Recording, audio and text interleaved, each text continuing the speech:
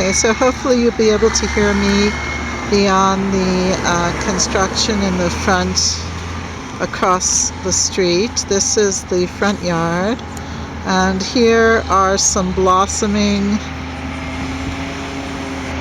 rosemary that have a ton of bees on them. They just love them. These have been blossoming since January. Last year they started blossoming in early February, but I guess as they get more and more mature, they blossom earlier, or perhaps it was just warm enough.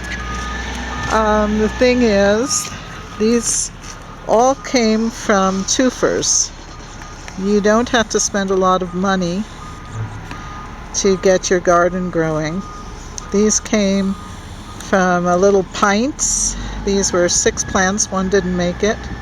So 2 for the price of 1. I think I spent $12 for all of these bushes about 6 years ago. These are 6-year-old plants.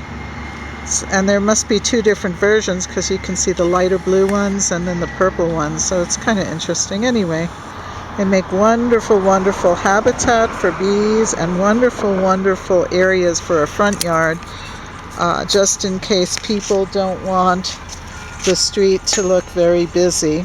Let's see if I can get some of the bees in action there. Oh, there were some bees. They move very quickly.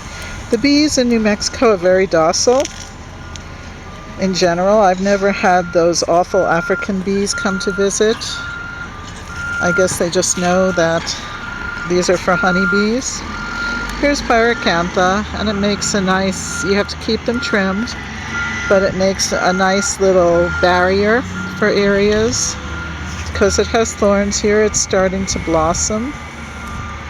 And of course, everything that loves blossoms still help the bees and butterflies survive, and anything else that likes pollen. Bees and butterflies are mostly attracted to yellows and pinks and purples, but they still find their way to other areas. Here's another view of the rosemary. And here's a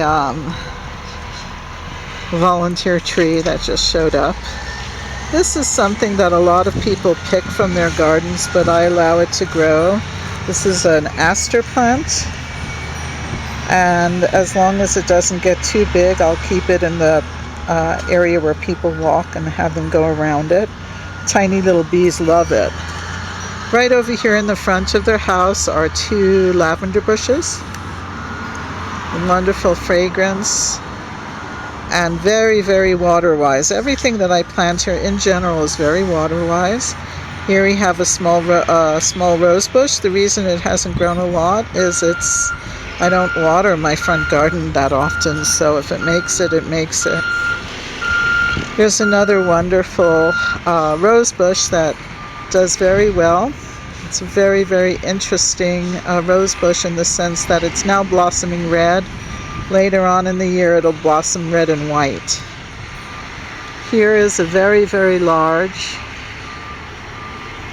bee and butterfly bush that's also 6 years old. So, oh, and here's a whole bunch of blossoms. So what I have to tell you is that you can plant a few plants.